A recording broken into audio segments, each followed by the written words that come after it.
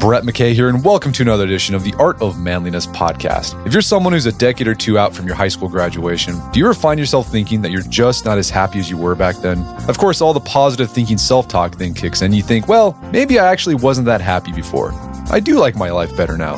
I like the independence I have. Yeah, I really like being an adult. Yet no matter the glass half full glow you try to put on things, you can't shake the feeling that your happiness has declined over the years. That at 30, you weren't as happy as you were at 20, and that at 40, you weren't as happy as you were when you were 30.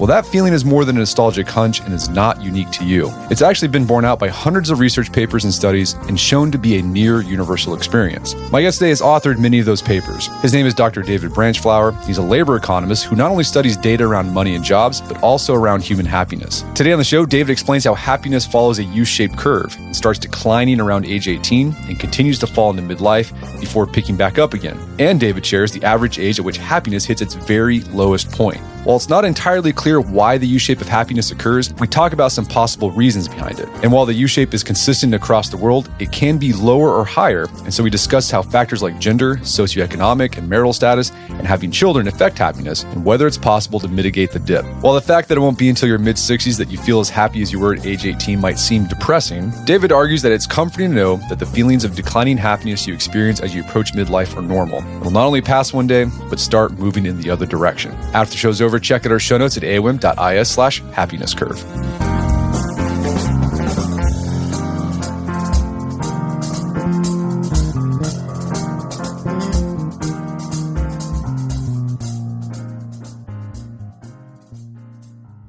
David Branchflower, welcome to the show. Thanks for having me. Good to be here. So you are a labor economist, but you've done a lot of research and writing about happiness over the lifespan of humans. How did an economist who specializes in labor end up researching human happiness? Well, one of the big things I've been interested in is work. And I thought a lot about why do people work? They work because obviously it pays them money, but it actually makes people feel good. Very early on when I started working in labor economics, I was in the UK in the 1980s, and there was lots of unemployment as there was all around Europe. And there was a big question, was unemployment voluntary? Did people choose to do it because it made them happy? Or did they not choose to do it and they were forced to go and be unemployed? Was the what's called Marx's army of the unemployed? Was it a volunteer army or a conscript army? So I started to think of that for a really, really long time when I basically discovered a really important fact, which is that undoubtedly on every piece of data you ever look at, unemployment makes people unhappy. There's no disputing that. It doesn't look that people choose to be unemployed. If you chose to be unemployed, why would you do that if it makes you unhappy? So I started to think about well-being. And then as time goes on, the economists are interested in utility. And I started to think, well, how could we measure people's well-being? And so that's kind of how I got there. But particularly, and I ended up being a central banker, and I was interested in inflation and unemployment, one of the big issues we see today. And the question I started to ask myself was, well, if you want to measure inflation and unemployment and their effects, you should look at well-being and happiness. So that's what I did, and basically found that a 1 percentage point rise in unemployment makes people much more unhappy than a 1 percentage point rise in inflation. So the consequence, as we're seeing right now, the consequence of trying to deal with inflation may well be something much worse. So I'm a labor economist. I care about work. I care about unemployment. And that's why I ended up working on well-being, happiness, unhappiness. Okay, so one of the things your research has shown is that over the lifespan of human happiness, there is this U-shaped curve. Can you walk us through happiness from young adulthood through elder years? Like, right. When does happiness start to fall? Right. It starts to fall, actually. I'm a professor. I teach at Dartmouth. I taught class yesterday. It's first class of the quarter. And these young folks, 18 years old in my freshman class, they're extremely happy. They're at college and they're young. And in any of the data that we see, that looks like a really happy time. And I teach this class with them. I teach them about the U-shape in happiness. And I say to them, well, make best, because it's gonna get worse for quite a while. Eventually it'll get better. But just so you understand, it seems to happen to everybody. And so we have a lot of evidence, millions of observations around the world from 150 countries across time periods and so on. And basically what it appears is that happiness declines through midlife. There's a midlife crisis, and then, late 40s or so on. And then things pick up through around age 65 or 70. And there's a lot of evidence that actually being happy is particularly good. In fact, at age 70, happy people live longer. So this is what you see, a decline and then a pickup. And the extent of that pickup varies by countries. In a place like Germany, it's more like a ski jump. But in most countries, including the United States, it's really like a U shape. And just to finish it off, so happiness is U-shaped in age. But if you think of unhappiness, it's just a flip. So the unhappiness curve is just the hump-shaped copy of the U-shape. So it's an inverted U. So it looks like in the data, there's a life satisfaction decline, a happiness decline through midlife, which is astonishingly present in the data. And it's quite interesting. Quite a lot of psychologists try to pretend that it's not there, but it's blindingly obvious in the data. So okay, there's a midlife dip.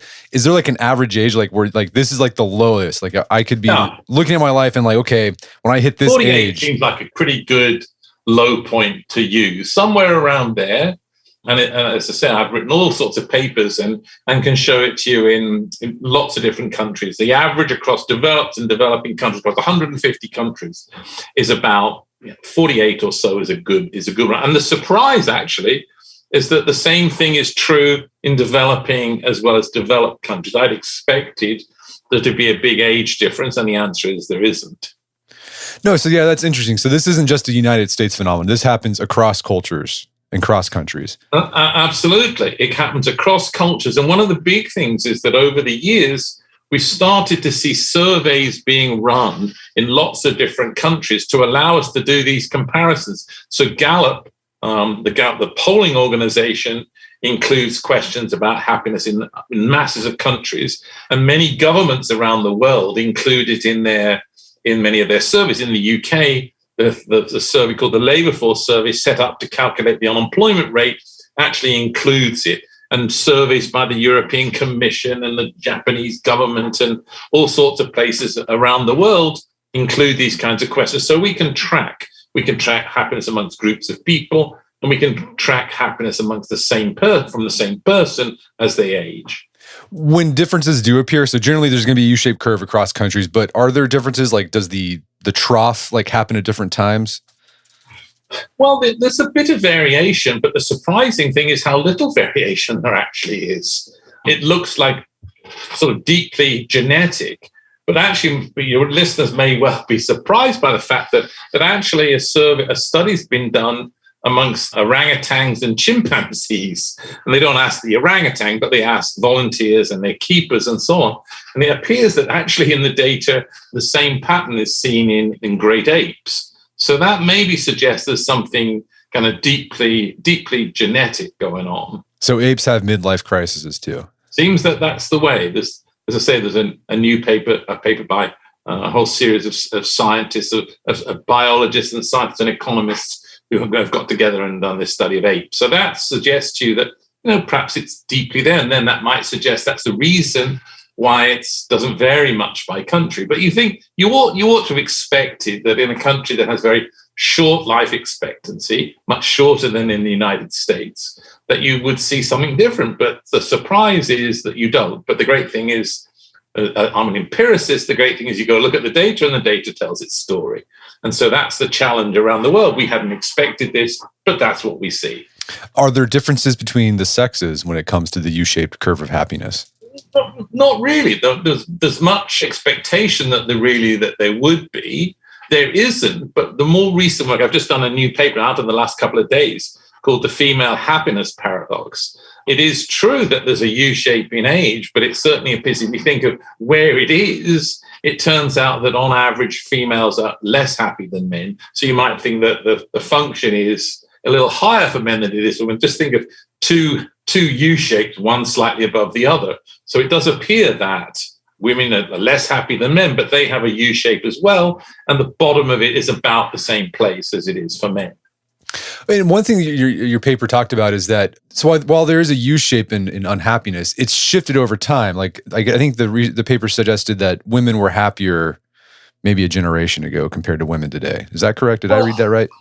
Well, yeah, the latest work we've been doing sort of, it makes it rather less clear. I mean, there certainly was evidence in the past, some evidence in data, some researchers have suggested that in the past women were happier than men and actually were healthier than men. But I think over time, what you've observed is women have become more equal. They've gone to work and they've actually taken on some of the characteristics, some of the traits, if you like, that men have, because they've gone to work. But it appears that today, the evidence is much clearer that women are less happy than men. There was some evidence in the past that the reverse was true. What's particularly happened is that the pandemic especially hit women who were really hit very hard by the pandemic and the lockdowns in March and April, particularly 2020. They somewhat recovered, but that seems to have been a really big deal. But there is some evidence, and we don't quite understand why, that those patterns were starting to emerge in 2018, 2019. Perhaps, we have a great story for it, but the pandemic has really, if you like, put the tin hat on it. And the evidence we have is, for now anyway, that women are less happy than men on almost every measure. And there's no contradiction, it turns out, at all when you look at measures of unhappiness. So over time, if you look at measures of stress and depression and pain, these are all things that women experience more than men. The contradiction a little bit is when you ask them about their happiness levels. But unhappiness is clearly something that women report. They're more anxious and worried and so on than men. The little bit of contradiction is when you ask about happiness, but it's pretty absolutely clear-cut in unhappiness. Okay, so men and women will hit that midlife trough at about the same age, but it's just men will probably be like less unhappy than women at that period. Yeah, I mean, I think so we're thinking about think of two U shapes. Just take these two U shapes and say, do they look similar to each other? Yup. Is the bottom at about the same age? Yup. Is one of these curves slightly above the other? The answer is yes. The male line is a bit above the female line, especially now, as I say, with the pressures that came from lockdown, from remote working, from having to look after children, women particularly worried about the finances and other things. So the answer to that is yes, the patterns were clear, but they're much clearer today, particularly with what's happened in the last couple of years. How does education influence this happiness curve? Well, education, I mean, there's a similar story here, which is that happiness is, as I say, U-shaped in age. But it turns out that there's a big pattern in the data, which is groups that are particularly unhappy and have particularly high unhappiness levels are less educated prime age. We used to think it was men, but it's men and women. So less educated prime age in America who've seen their good jobs disappear. I have a book called Where Have All the Good Jobs Gone? And the problem there is that we've seen a big rise in what I'll call morbidity and mortality. So that group, particularly the less educated in America especially, have been impacted by it. And famously, Anne Case and Angus Deaton have written about what they call deaths of despair. And what we've seen is a big rise in deaths from drug overdoses, suicide, and cirrhosis of the liver. I mean, we're talking of 100,000. We're not talking a million or so as we've seen in COVID. But so in a sense, this midlife crisis has particularly impacted the prime age, less educated whites, in fact, more than anything else, and Native Americans. And I've written something about that. So this is really important because in some ways you might connect this unhappiness of these folks to their poor performance in the labor market, and you see this around the world. Okay, so low education, low employment prospects, that's going to make you even more. And I think, the research showed, which is surprising. We typically think of like deaths of despair, like suicide as like a young person's thing. This is really particularly surprising. And if you look at things like death from cocaine use, death from heroin, all these overdoses, as I say, and cirrhosis of the liver and suicide. I mean, the patterns in the data, you might think that this is, these are young persons. Turns out that's not true. We're talking of the mid-age, if you like, the high points of these are exactly as we've talked about. They're in midlife. So the high points of opioid deaths deaths, as I say, from cocaine and from any of these opioids we've talked about, those happen to be in midlife. So that's a consistent pattern in the data. Hard for those who want to argue that there is no life, if you like, midlife crisis in the happiness data, when there's clearly evidence of objective evidence from the real world, that, as I said, that suicides and so on peak in midlife. Something else that peaks in midlife actually is the taking of antidepressants. So we have work showing there's another way of objectively looking at these patterns. Hard for people to argue there isn't a midlife crisis when there's quite clearly a midlife crisis in observed things like death. We're going to take a quick break for a word from our sponsors. And now back to the show. What about marital status? How's that affect the curve? Well, marital status is a little bit difficult. It has a degree of impact. It has more impact on the shape of this curve in the United States than elsewhere, not least for two things, which is that in the mid-20s, young Americans marry more than most other European countries and advanced countries. But by the age of 35, they divorce more. So there's a reality at the beginning, which is it has an impact on happiness. But both the married and unmarried, there is still a midlife crisis. The path of the data before that is a little strange because people think, oh, great, I'm going to get married. This is great. But then it doesn't work out. But we find both for married and unmarried that there is still a midlife crisis. But the pattern is a little different in the United States, as I say, not least because the proportion of people who marry in their 20s is higher in the United States than elsewhere. But I've written about that. I think one thing I read, correct me if I'm wrong, in one of your papers talks about marital status as you get older. If you're married when you're older, like your happiness you'll be happier than people who are single. Like everyone's going to experience that uptick, but if you're married, you'll probably be a little bit happier. One of the things that, there's actually a couple of interesting things. Yeah, married people tend to be happier than unmarried people. They're happier than divorced and separated and widowed people. One of the things that actually is also relevant, new work has just been done about people over the age of 70. And there's two things to note. Happy people live longer, but two big things happen in later life. The first is that ill health, particularly in the last 3 years of life, has a big impact on people's happiness. But one of the other things is that in later life, so I think after the age of 70, the death of a spouse actually has very big negative effects on the well-being of the other spouse. So marital status has an impact, but obviously when you're tied together, this has a negative effect on your happiness, when, particularly, as I say, in later life when a spouse dies. So marital status is good, but you're then tied to the spouse, and that has implications later. But what about children? Have you looked at that? Like if you have kids? I've done lots of these papers. I've got so many papers I've worked on. So we have a paper with my colleague, Andrew Clark, and we were intrigued by the fact that in the data, it looks like children made people unhappy. And we both have kids, and it never really made any sense to me, in the sense that you might think you had one kid, and if that made you unhappy, why would you have more? That wouldn't make any sense. So it turns out that we've now basically worked that out. And the answer is as follows. Young kids make you happy. So toddlers, 2-year-olds, 3, and I have 7 grandkids. And they're all under 5 and they're all wonderful. But it's slightly different with grandkids. But anyway, let me keep going. So kids under 5 in the data just undoubtedly make people happy. But in the raw data, it looks like kids between the age of about 5 and 18, in the raw data, don't make you happy. That doesn't seem to make any sense. What we discovered is that once you control for the cost of kids, so the big thing is you've got a 15-year-old, they're expensive. So it turns out once you control for the fact that it generates a cost and it generates difficulty in paying your bills, once you control for that, turns out kids make you happy. Older kids don't make you quite as happy as young kids, but kids make you happy. And that makes sense. I mean, a lot of this stuff is, for listeners, does this make sense to you? And as I said, I have 3 kids. Why would I have had 3 kids if the first one made me unhappy, the second one made me unhappy? Well, that's by accident, but it wasn't an accident.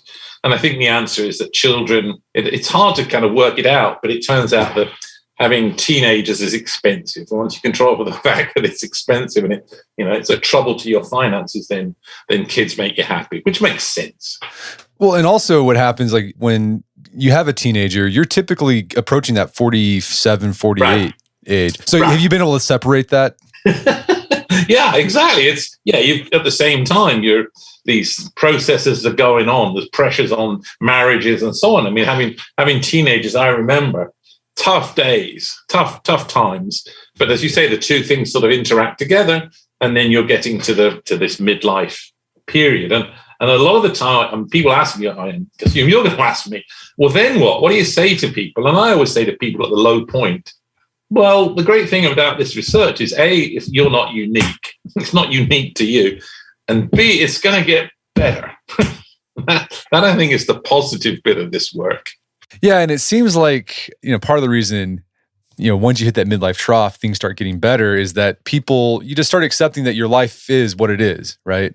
And you stop regretting what could have been and you just move on. Well, the reality is that people are becoming more realistic in their aspirations. They understand that, maybe they wanted to be a top 10 golfer, but that's not what they could do. And they ended up having a career doing something else, and they became realistic and their life got kind of better. And perhaps it's to do with the fact that their income rose over time, and eventually they would become. But I think a lot of it's about becoming realistic. Okay, so it sounds like if part of the reason we get happier after that midlife dip is that we become more realistic, then the flip side of that points to why this happens, like why the midlife dip happens in the first place. So part of it's genetic, because it also happens to primates as well. But it sounds like it also happens because this midlife dip happens because we start running into our unmet expectations, right? Like you start feeling regret that your life didn't turn out the way you thought it would be when you were 20 years old. I think it's a lot of that. But I think you then get to the point of going, well, actually, it's not that bad. I think there are positives coming forward. There are unmet expectations. And yes, you haven't become a Supreme Court justice, but actually being realistic, life may be actually better than you think. And in fact, the kids are going to go off to college. And one of the big things I always remember is the kids going off to college. And what are you doing in the last year or so? You're fighting and arguing with your kids. In a sense, you're preparing them to leave, making them want to leave, and you're being prepared for them to leave. And then you move into other parts of your life. But there's evidence about people becoming disabled, and you ask people, what happens if you're a football player and you can no longer play football? You have a knee injury, and you say the whole of my life is football, and then you discover later that actually there are other things that you can do. You can play pickleball, you can play golf, you can surf, you can do all sorts of things, and people suddenly realize that there's other things to life. Remembering that some people don't do that. Some people do get in that midlife crisis, and they don't survive it. And we're talking of 100,000 people a year who are, in that sort of, particularly in that sort of situation. But I think the answer is reality comes. The surprise, in a sense, we haven't focused on it, is in a U-shape. We've talked about the drop from youth to midlife, but then really the focus has to be then from midlife to age 70, this thing picks back up again. And so that's sort of what we have to kind of think about. Things are going to get better. Reality is going to set in. And I think the answer is, look at my own life, I think I became realistic. The grass on the other side was not quite as green as I thought. I'm sure someone's listening to this and thinking, okay, 47, 48, I'm going to hit this low point. I'm 70. See, so okay. I'm But I'm sure there's like someone who's like, 35 listening, like, I want to avoid that dip. Do you have a hunch whether it's possible to avoid the dip by doing certain things? Like, I'm going to optimize my life. I'm the wrong person really to ask that, other than as an individual. There are all sorts of things about friends. I'll say this. Psychologists are actually good at this stuff. But as an economist, what I basically discovered was that, economists care about money things. So a lot of the stuff I've tried to think about is, well, how much money buys you happiness? Well, more money do things. But what we discovered was that lots of other things have really very high happiness value. So living in a safe place, having friends, having a dog, going to the cinema, going to the theatre, going to see art music, go to an art museum. So these kinds of things where, I guess the story is it takes a village. The surprise in a way is that, a marriage has a very big positive in money terms. If you try and put these things in money terms, these sorts of things have very high value. And so I think people learn to, they go to They go to knitting groups and sewing groups and chess groups and book clubs. Those kinds of things appear to be bonding, and they appear to have much greater value than an economist would have thought. And money doesn't buy as much happiness as you might have imagined. So maybe life's about that. You haven't made as much money, but the reality is that one of the big stories is that relative things matter. Yes, you compare yourself to others, but having a bigger car, having a big fancy BMW may look great at the beginning, but every day you take it shopping, you have to go to the store just like someone who drives a little car, and you become realistic and you look at other things. And then, so I'm in a way, I'm the guy who looks at the data. Psychologists, there's a huge industry in people talking about how to be happy and what to do, but I'm an economist who looks at the data. I'm the fact guy, not the fact guy. I mean the fact guy. So you've given some insights, some advice on what you can do as an individual, knowing that you're going to have this happiness dip as you approach middle age. I mean, there's things you can do to mitigate it, have friends, go visit art museums, have interests, but then also just kind of manage expectations. Like it's going to happen. Manage expectations. Yeah, I mean, I think the answer is that I like the fact of saying to people, this is just normal. This is what happens to people. This is something that happens and it's going to pass. It's going to pass. Just understand it's going to pass. There are things that you can do to help, talk to people, go to therapy, all sorts of things. But ultimately, I think the focus, in a way, with our discussion has been about this happiness declines from youth to middle age as you try and find your way and decide what you want to do.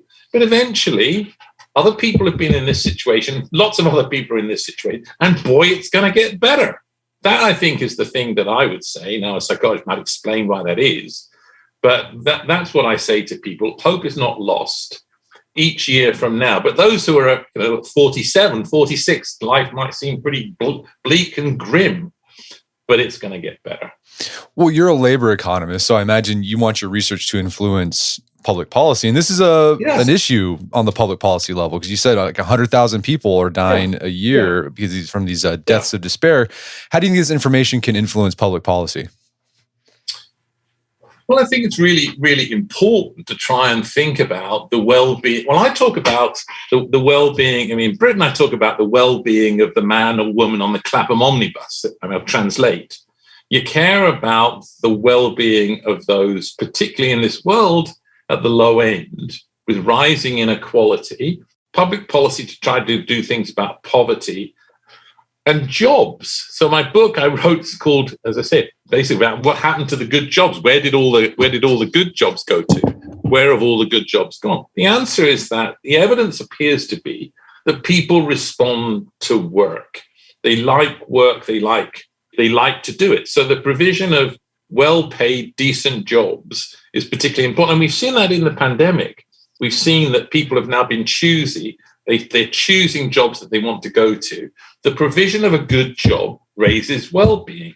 Inability to work is a big deal. And think about the people I've talked about, the less educated blue-collar worker compared to, let's say, their father and their grandfather.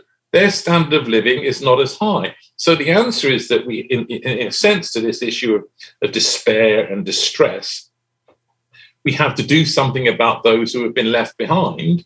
We have to do something about provision of healthcare, programs to help people get off these drugs. We have to try and do something about those most impacted and provide ways of helping people in their midlives. But the answer, I think, increasingly, we've learned it during the great pandemic, is that in a sense, we've got to help people, and the provision of furlough schemes and help through this crisis perhaps is indicative of that, because this has been a really big shock to people's well-being.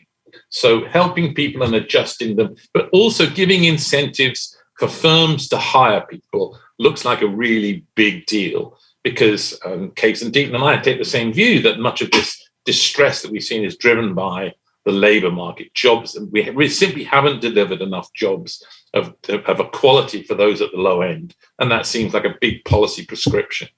Well, David, this has been a great conversation. Is there some place people can go to learn more about your work? Yes, we can link to it. There's a whole host of papers on my website. I think you're going to post some. You'll post a link to the website. I mean, there's all sorts of papers there, and I can try and make sure that it's easy for people to access. But yes, some of them are a little bit technical, but a lot of them are, just lay out pretty easily what's going on. I mean, I think of this as sort of applied common sense. When you talk to people come right to me and they say to me, yeah, that makes sense to me. I felt like personally, I had a midlife crisis. I did. And so it seems to me that this is sort of sensible things, and the people listening to it should say, does it make sense? And if it doesn't, that's fine.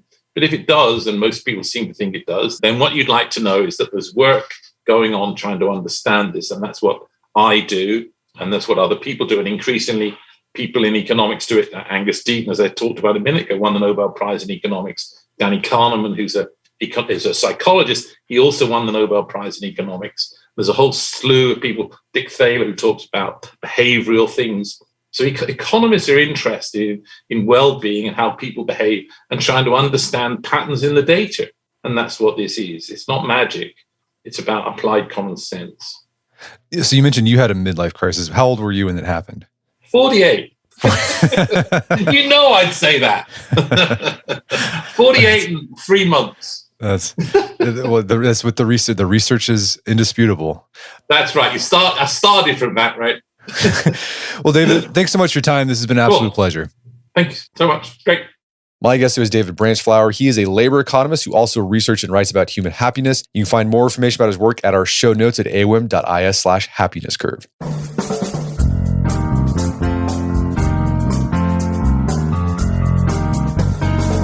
Well, that wraps up another edition of the AOM podcast. Make sure to check out our website at artofmanliness.com, where you can find our podcast archives, as well as thousands of articles written over the years about pretty much anything you can think of. And if you'd like to enjoy ad-free episodes of the AOM podcast, you can do so on Stitcher Premium. Head over to stitcherpremium.com, sign up, use code Manliness at checkout for a free month trial. Once you're signed up, download the Stitcher app on Android or iOS, and you can start enjoying ad-free episodes of the AOM podcast. And if you haven't done so already, I'd appreciate it if you take 1 minute to give us a review on Apple Podcasts or Spotify. It helps out a lot. If you've done that already, thank you. Please consider sharing the show with a friend or family member who would think we get something out of it.